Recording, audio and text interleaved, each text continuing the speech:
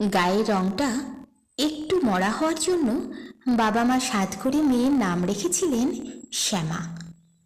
মাসখানেক আগে আত্মীয় মারফত শ্যামার একটা বিয়ের সম্বন্ধ এসেছিল।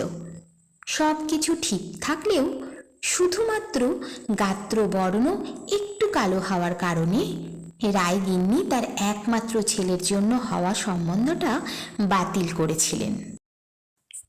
মাসখানেক পর সেদিন শ্যামা পূজা। সন্ধ্যা থেকেই শঙ্খ কাসর ঘণ্টার আওয়াজে মুখরিত গোটা পাড়া।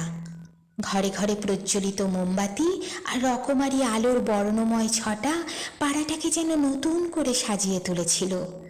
আতশবাজি হাতে কচিকাচাদের উন্মাদনা ছিল চোখে পড়ার মতো।